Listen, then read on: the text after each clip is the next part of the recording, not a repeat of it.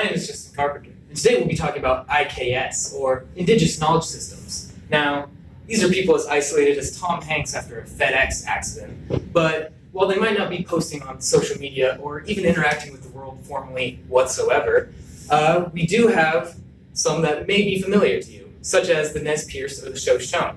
Tribes like this were once indigenous. But Mr. Carpenter, what do you mean by they once were? What makes a group indigenous? Well, I'm glad you asked, but since I'm mesmerized by this dream catcher, I'll have our local IKS expert tell you all about that.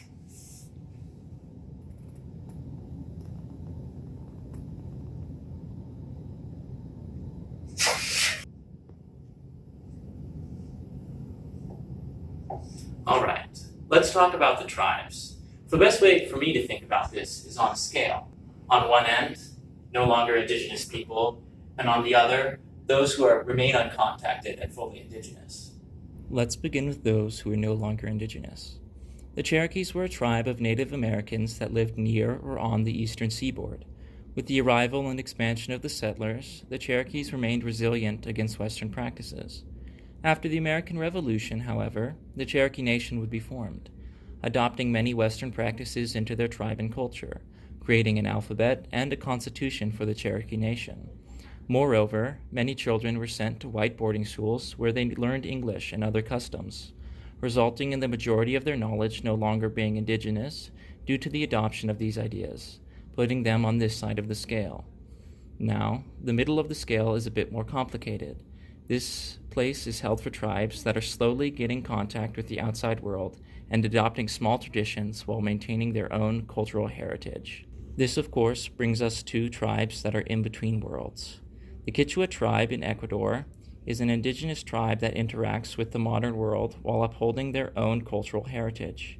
Many in the tribe wear both traditional dress and Western clothing and speak both Spanish and Quechua. The several tribes of Quechua open themselves up to tourists and practice traditional dances and art with them. In recent years, the Quechua tribe has been fighting back encroachment on native lands by development and foreign investors such as oil and mining companies. These actions demonstrate their determination in retaining cultural traditions and their own indigenous knowledge. Finally, we have those who remain uncontacted. The Sentinelese are an uncontacted tribe living on North Sentinel Island in the Bay of Bengal and are considered to be one of the few uncontacted people left in the world. While attempts at contact have been made, the Sentinelese react violently to any person or vehicle on or near the island.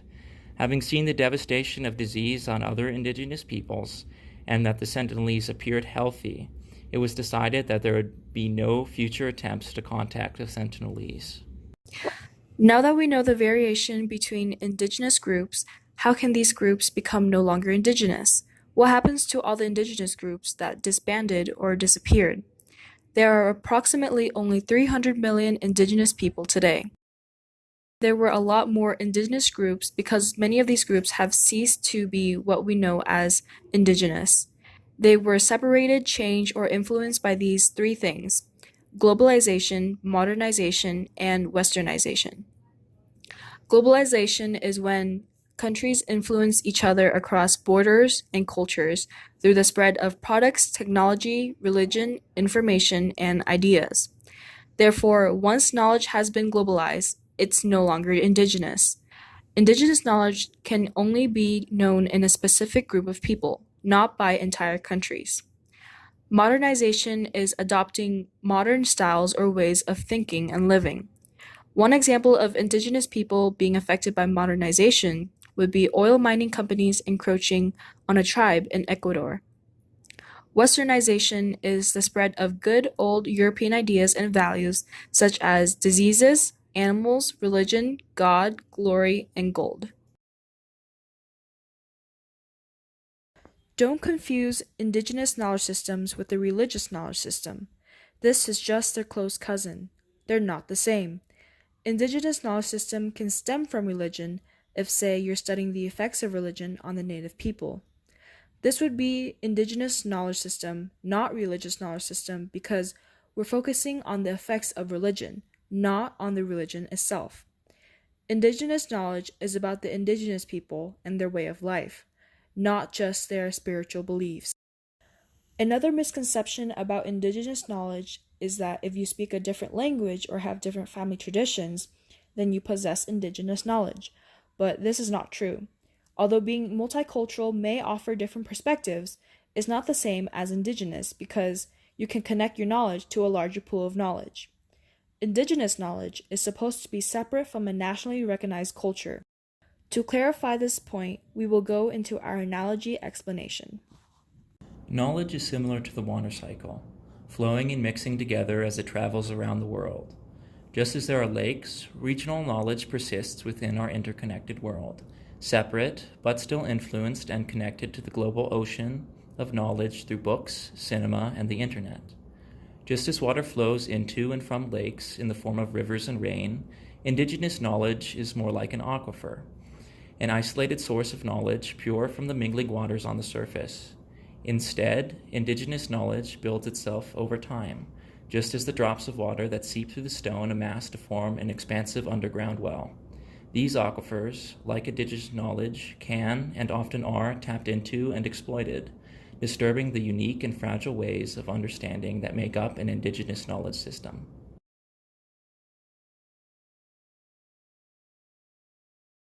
Our knowledge is profound and comes from living in one place for untold generations. It comes from watching the sun rise in the east and set in the west from the same place over great sections of time.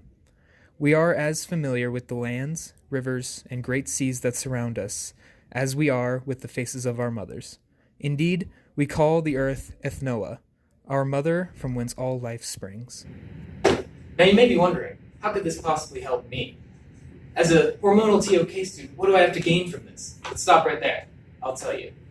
Now, Indigenous knowledge systems offer broad and unique ideas and ideals that are only created within this small structure. If you think about it, every piece of information you hold connects to a larger pool.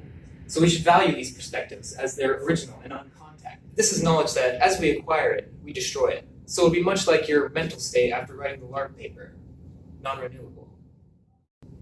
We are the Biopirates, and special thanks to Brian, our editors, and our crew.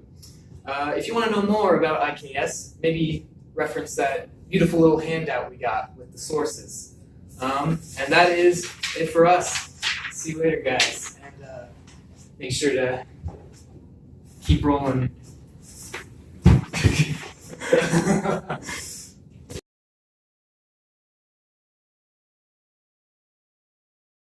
Indigenous knowledge systems, also known as IKS.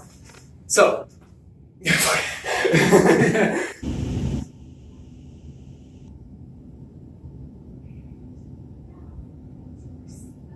Am I supposed to be talking? I don't know what I'm doing. No, I think it's just that. Did we get it? Yep. Okay.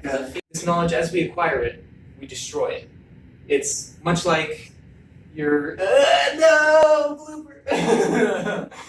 Meaning that it'll be much like your mental state after writing the LARP. No, one more time. Now you may be wondering, how could this help me? How could an Indigenous? Okay. Wait, no one. Give me that paper too. I want the rubric. Okay. All right.